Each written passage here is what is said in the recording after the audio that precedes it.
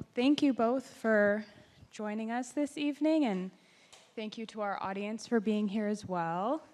I have some questions for both of you, and then we'll leave some time for audience questions as well. But since we're here, did you both just want to give, a brief introduction? I know you did a little bit at the beginning, but kind of who you are, thoughts about making the film, and also what it means to be here tonight. Well, I'm excited because Amichai is doing a lot of rabbiing. So it's like very special that we're doing this together. And you've also, you'll share more about what you've been doing in Israel with the film, which is quite powerful at this time. But yeah, this relationship goes way back to the late 90s. How many people here saw Trembling Before God? So Trembling was about Hasidic and Orthodox Jews that are lesbian or gay, and I went to Jerusalem in the late 90s to look for people to be in the film. And Amichai and I met, and at that point, everyone just kept saying, well, the Chief Rabbi of Israel is gay, and you should talk to him. And then... Nephew of the Chief Rabbi of Israel. What did I say you were? Just outed myself. Oh, yeah, whoops. Rewind. But yeah, Trembling was so much about belonging within the bounds of Orthodoxy, and at that point you were really post-denominational, and it really wasn't quite a fit. So, we became friends. And so this really was after 5 years of deep friendship and building trust. And, and I think in those days I was just very into Rebbetzin and Hadassah and kind of counterculture storytelling. And I don't think you or I really knew what was going to happen in terms of your twists and turns of life and mine, and that we would go on this 21-year odyssey together and are still friends. Amazing. Well, you stole my first question, which was going to be, how did you two meet and get started with this? So you're ahead of the game. But you did bring up the incredible fact that this documentary was filmed over 21 years. So I just wanted to know if you could talk a little bit, you both can answer, but how you approached piecing together footage, deciding what to shoot, and also, I assume you have so much footage over 21 years. How did you decide, what made the final cut? Well, definitely, I probably overshot. There was 1,800 hours of original material. There was 1,100 hours of archival. And this is my, we're getting, Rosh Hashanah's not coming till a little bit, but it's nice to keep asking Amichai Mechila forgiveness over and over again for having subjected him to 1,800 hours of filming. But, Amichai's identity is incredibly kaleidoscopic.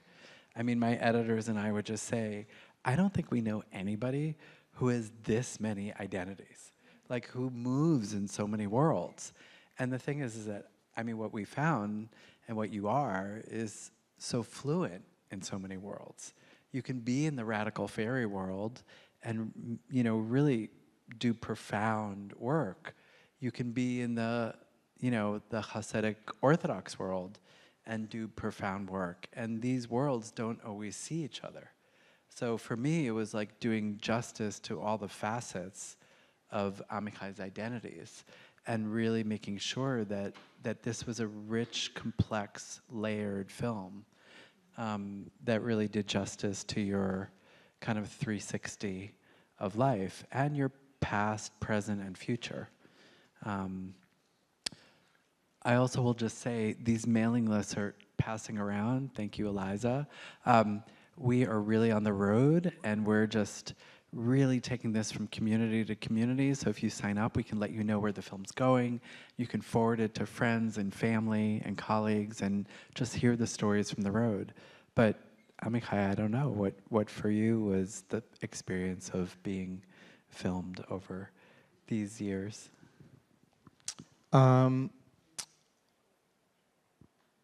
the experience of being filmed is its own thing, and really those 1,800 hours or whatever were things, there was a camera going on while I was living my life. And I have at least one relative here who was like, oh no, the cameras are here again. And some of you who are part of my community. But basically I was doing my thing and there was a camera. And we knew that it was a kind eye camera in which there was trust. But basically it was just doing what I was doing. But what I want to talk about is actually watching this film now, knowing that in the audience are people who are young, people who are old, people who are Jewish, people who are not Jewish, people who are Jewish. Something that happened through this film, and certainly watching it as it began to come together, is that my story is my story. But what this film is also talking about is the first 2 decades of the 21st century, which you don't think about when you live through it. But we started shooting, there's a scene that is shortly after September 11th, which was such a huge moment in my life and many of our lives. And the film ends shortly after October 7th. So it's not that terror attacks of terrible proportions are the bookends of this film, but as the film came together, it was a very sobering look at what were some of the most hopeful moments in my life, whether it's the peace process that we were hoping is going to happen, or when Obama became president, and when same-sex marriage became legal in this country, and like so many like, wow, the new millennium, and then like other things happening. So there's something about looking at the micro of my life and my story in the macro of the Jewish story, the American story, the Israeli story, the queer story, and knowing that we're not done. Like, if there's anything I've learned as a student of history is that there's contractions and expansions. And this film captures a sliver, right? We're the history museum of both horror and resilience. And so it captures a slice. And that's a very humbling and interesting way for me to look at it. Well, thank you so much for those answers. Another question for Amichai. You kind of touched on it a little bit about family members saying, oh, here's the camera again. I'm wondering, how has your family sort of responded to the film after 21 years of kind of watching you make it and then getting to see the final product? Family is a lot of different people. One of them can maybe answer that question tonight, but I won't put them on the spot because I will be punished. Rightfully so. But if you want to say something about it, Cora, you can't. I want to say to my family of origins credit, my kids aside, who are amazing, my family rose to the occasion of welcoming it.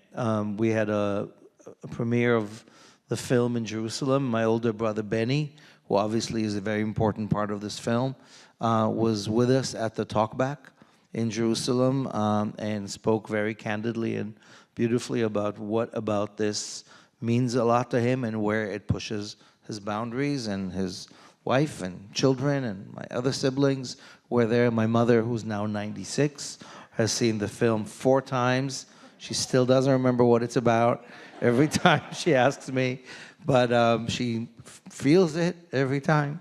So I feel like the family, the immediate family rose to the occasion. The wider family, more ultra-Orthodox, more traditional. Some have, some haven't. But for the most part, I feel like it opened a window to a piece of my life and Jewish life that they don't know. Thank you. And then to kind of pass it on to Sandy, this is just, I'm abusing my privilege as moderator and asking a question that really appealed to me. I loved the soundtrack in the film, and I just wanted to ask, how did you kind of select, what would be featured in the soundtrack, and what was that process like? Well, it was really amazing because Joel Goodman, who is, he's done 125 films. He's based in LA. And Joel actually came to Lab Shul for high holidays. So he actually had this like ritual immersion in, I mean, one of the most amazing parts of Lab Shul is the music. You know, that's just like a really elemental piece. And, you know, I think that he was able to be moved spiritually because he's a searcher and a seeker and has not quite found his place, you know, in terms of like Jewish ritual. So this was a really long process, and he really connected to Amichai. And then, you know, I think what we wanted to do was the same way that the film is so much about complexity and nuance and the both and not the either or, that we would find that in the sound. So that when Amichai is at the ordination ceremony at JTS, there's this plucking of strings. It's not just like a siman tov, mazel tov. There's also like an undercurrent of like minor key. And like, there's a real question, like, is this what, you know, like a big triumph to get the ordination?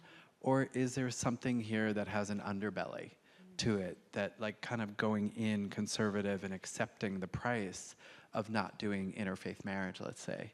So I think that there was these ways in which the music was getting at kind of like Amichai's struggles, you know, inside. So we wanted the music to be Amichai's point of view. And I'm like really proud. The soundtrack actually just got released. And it's just beautiful work. And I'm really proud of that collaboration. Well, thank you. That's such a beautiful answer. I know we'll probably have lots of questions from the audience, so I'll just end on one final question for the both of you. I know at this point you've done quite a few of these screenings, many of which include talkbacks like this. And I just wanted to ask, what has it been like for you both to experience people reacting to the film for the first time and seeing what they have to kind of say and ask about it?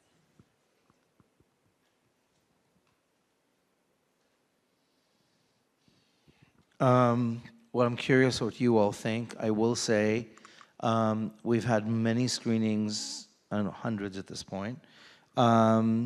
Some people walked out at the end furious, and that might be some of you. Angry at the fact that the post-October 7th scene is part of the film, whether it's my political view or whether it's the fact that it's in there. There are people who walked out furious because it's not angry enough. There are people who were upset at me for my positions on officiating weddings between Jews and Joys. There are people who didn't like the drag. So I'm getting a lot of it, but I think, and Sandy's getting a lot of it, but for the most part, I will say, there's a lot of tears, there's a lot of affirmation, there's a lot of curiosity about not just my journey, but what does it mean to be in the 21st century, to try and figure out a messy middle between Jewish and human, between where we come from and where we are now, between the values and morals and hopes of ancestral generations that I feel I'm holding, and the very fast-paced changes that we are called upon to embrace as well. So this notion of both and that I keep talking about, that's so much part of my life and work and hopefully legacy, is what I find people resonate with the most. I think it's like been, obviously we're in a, you know, post-election, post-inauguration, post-October 7th, like we're in a very raw time. And you know, I was in Yellow Springs, Ohio, like 2 months ago, and a woman came up to me and she said, I'm Latina, I'm lesbian, I used to work a bit for the Shoah Foundation. She said, I have 3 children. And she just burst into tears. And she says, I'm so scared right now. I don't know what to do. I don't know if I should flee, if I should stay. I don't know how to protect my kids. And she said, seeing Amichai, I didn't realize how much I needed to see his strength and his perseverance against all odds, and that has filled me with courage and resilience. And that was amazing. And a few weeks later, I came back to Ohio, to Dayton, And there she was. And she had brought a whole group, and there was a 12-year-old sitting next to her, and I was sharing how Lab Shul does B mitzvah. No more bar for boys, for girls, but B for everybody. You could be a kid of any gender, expression, identity, and you feel welcome. And so this kid was sitting there, and when I was saying that, the kid's eyes went like this. So wide, and came up to me afterwards, teary and saying, "Thank you so much. This was so meaningful to me." And I just think, here's Ohio, a red state, so much attacks on trans youth and trans people. And, in the film, in so many ways, is just speaking to people in their stories as a lifeline, whether it's interfaith marriage or queerness, whether it's peacemaking, there's just something in your story that I think touches people so deeply because your story is braided with so many stories. Thank you. Those anecdotes were incredible, so thank you for sharing. We're going to open it up to the audience now. So we have someone with a mic. If you have a question, just raise your hand real high and she'll come give you a mic. I think I see one right in the back over there as well. Here, and then we'll go there.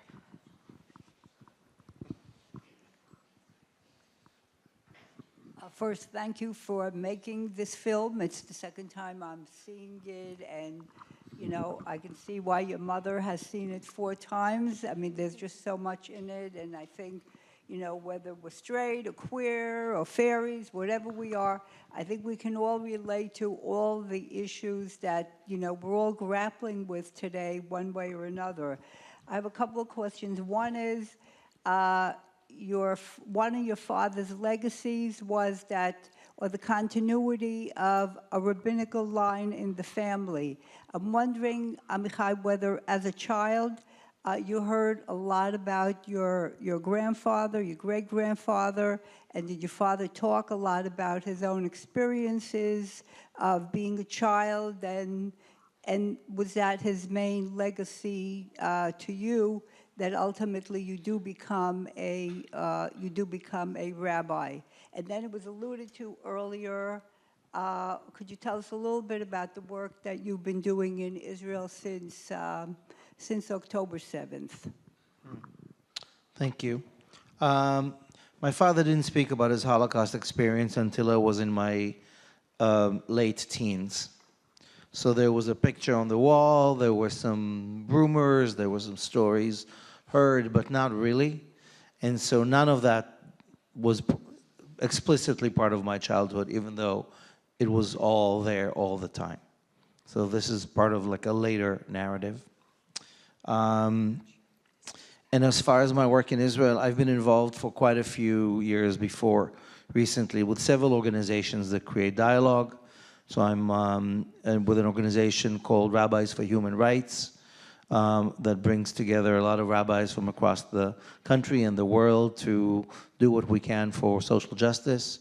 I'm involved with an organization called Sulcha, which means forgiveness, which is Israeli-Palestinian dialogues that since October 7th has only grown. These are just simple people who want to sit together, listen to each other's pains, dream better hopes. And since being there about 15 times since October 7th, it's just being involved in any way that can be helpful in bridge building and healing in any number of ways. And if anybody wants to learn more about ways of doing so, I'm happy to share with you some more projects and some more specific things on the ground that are helpful and will be probably helpful for the time being, for quite a while.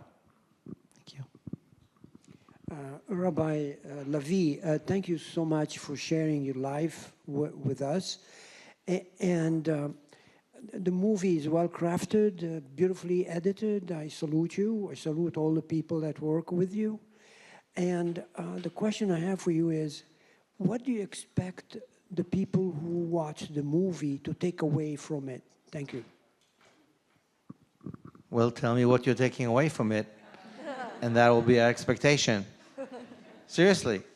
I think everybody takes something else. So I'm answering the question with a question, which is a classic Jewish trick.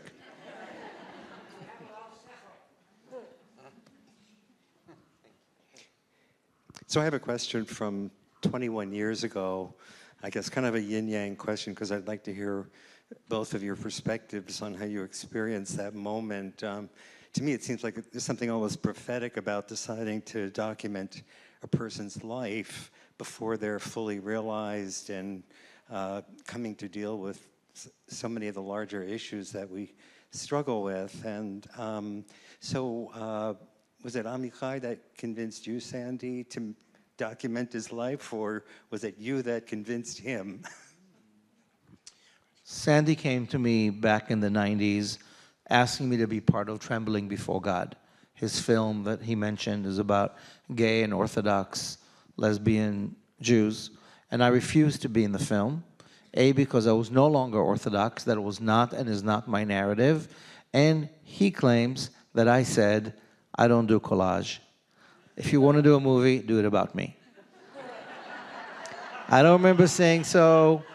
It's not unlikely, but anyway, whatever I did or did not say, certainly had no vision of this type of where we are now. But what did happen was that shortly after that, I did move to New York. I started working at Bnei Jeshurun, the beautiful congregation that you see depicted here as an artist in residence, really my first home as a spiritual lab where I met people who would become my family and my community for many years. And I started developing my drag persona and the storytelling project. And so Sandy was interested in some of what I was doing and just started filming. And I was like, okay, sure, why don't you film? It's always good to have publicity. We'll do something with it. And with time, it became clear that he's actually very persistent. And there was, initially, there was a thought that the Hadassah Gross story as a drag persona who is a drag queen. By the way, pre-RuPaul, like drag was not what it is now. It was considered still very fringe and weird and odd. But to be a drag persona, drag character who was a Rebbitzin and teaching Jewish teachings, but doing Jewish ritual and talking about the Holocaust, and like people like, what is this? So I think there was a lot of fascination there. And then over time, it became clear to me that in order to be the kind of change agent I want to be, the kind of teacher I want to be, I needed to put Hadassah away. And from being the rabbi's widow, become the rabbi myself. That is still a debated choice, but that was part of the trajectory, and Sandy was there with his camera for most of it. And let me also say, and I just was reminded of this, I just went to Toronto to show the film, and I was reminded of when I filmed here in the early mid-2000s, and Rebbitzin Hadassah was on stage fanning herself, doing this whole evening, and one of the performers was a burlesque performer called the Burning Bush. And do you remember this? You weren't here, but it was very controversial. The museum was like pulling her aside saying, I don't know if you're like, what are you doing on stage? Like, what are you doing in the walls of this museum? And she was retelling me this whole story, and it was like so crazy. And she was like, I'm going out on stage. And we filmed that whole thing. That was a crazy show. So, this space has a lot of eras to it as well. This space has changed. It's pretty amazing. So, yeah, those were some of the good early performances of Hadassah, from Joe's Pub to here. So it's good to see both of you again. As one of the very early open LGBTQ rabbis starting in the 80s, I just want to offer gratitude to both of you looking at another generation beyond me. It's profound to see this, having lived when I never thought I could even be a rabbi, let alone an open gay rabbi. And I just, over the years, I've seen both of you over the years, but this is profound to me, who's been able to live a life as a rabbi, openly gay, with a husband, when it was even inconceivable. And to watch what the next generation has done and to have it documented is really profound, and I'm just full of gratitude. Thank you. I want to mention that I know that some of the 8th graders there have questions that I'm very curious about. Rock on. Thank you for saying that.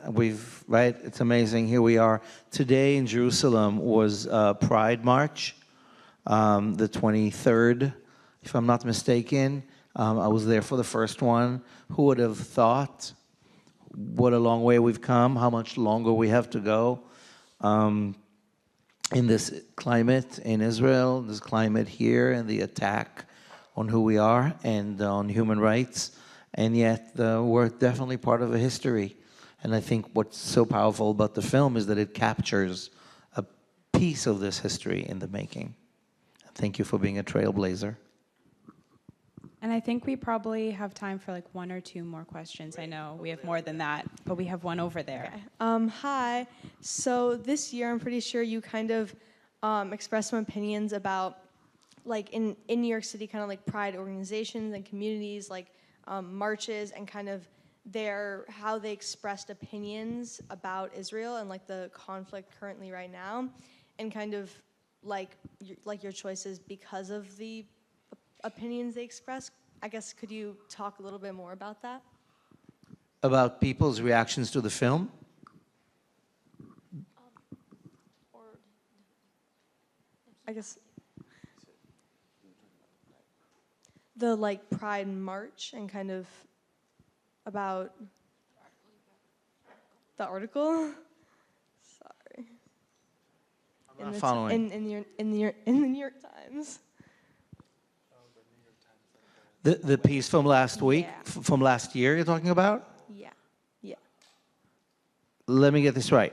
You're asking me about an article I published in New York Times exactly a year ago, why I did not march in Gay Pride last year. Yeah. Good question. I'm thinking about what to do this year. So, look, on one foot, which means briefly. Last year, unless you're living under a rock, you probably know that it has been a year and 9 months of one of the worst tensions and turbulence for Palestinians, for Israelis, for Jews, for humans everywhere. The queer community is torn in many ways between binaries and strong opinions that are not always holding the nuanced complexity of being human. As an openly gay rabbi and queer activist in many ways, who has done many, many pride marches and been involved in many public ways of being loud and out loud in many ways, last year's Pride March did not feel like a place that I wanted to celebrate my queerness.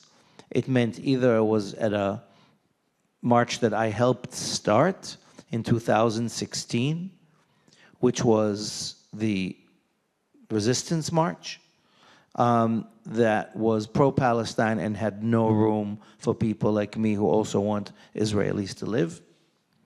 And I could not be at the other gay march that would not allow us to march with anti-war slogans. It was very either or. I'm generalizing, and of course there was room for some margins, but I felt like I want to be proud not on the streets last year. I wanted to share my pride around the dining room table with 20 friends who don't agree politically, who don't see eye to eye with where we come from, but we want to be proud and loud in a more intimate setting where we can learn together what it means to find a place that honors humanity first and not to be sucked into, media-driven either or It's not either or. It's got to be both and. That was an article I wrote last year. It went around New York Times and beyond. I wasn't in the city for Pride, and so it was easy for me to find my own way. I'm not going to be in New York City this year for Pride. I'm actually going with the film to DC for World Pride next week. That's going to be interesting. Screenings and protests. We're going to go to Berlin after that for screenings as part of Pride in Berlin. And then I actually have 15 screenings for Israelis and Palestinians in Israel during Pride Month, June there. So, and I think it's going to open up a lot of conversations. And it's funny you say that because I see a lot of hands up. So I know we're going to have to end, but we can chat outside. Briefly, I want to say pride is super important. We got to fight for our rights to be who we are as we are in divine human being. And it doesn't have to be a protest. It doesn't have to be a march. It can be a prayer. It can be a party. It can be a dinner party. It can be a rally. It can be a vigil. It can be the billion ways in which we show up for each other, with each other as human beings, equally created in divine dignity, and are here to make sure the world sees us, honors us, celebrates us, especially as there are so many bigots who are doing everything to stop us from being who we are. Maybe a pride march that doesn't honor all the complexities of everybody's opinions is not always the best way to do so right now. Maybe. But also, y'all are young enough. I hope things shift 100 times over.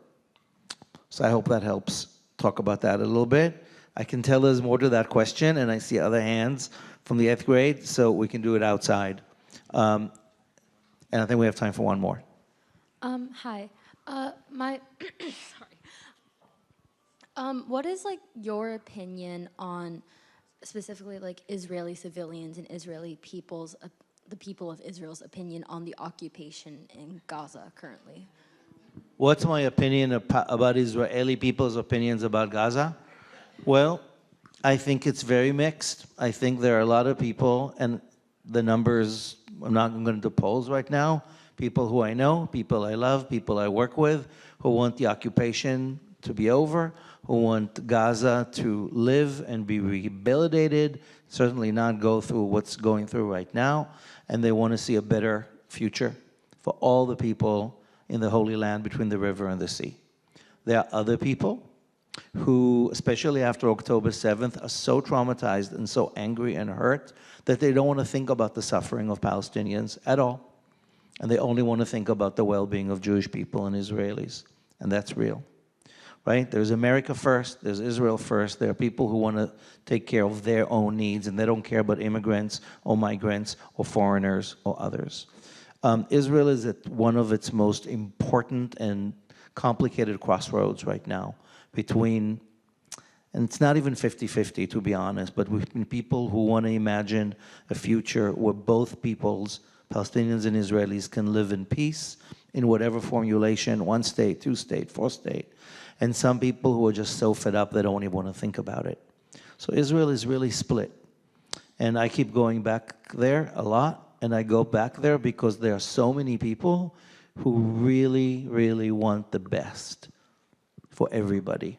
That's not what the media shows always, but there are a lot of people there. There are 14 million people living there, 7 million Palestinians and 7 million Israelis, many of my family members, many friends who want to build a better future.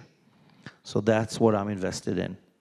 And I'm hoping we will win, because otherwise it's a terrible scenario.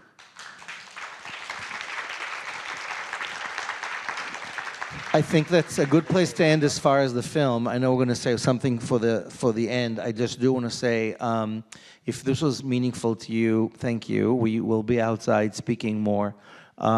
This film is an opportunity for conversations. And some of them happen online, and some of them happen offline. I'm easy to find online, Instagram, Facebook, etc.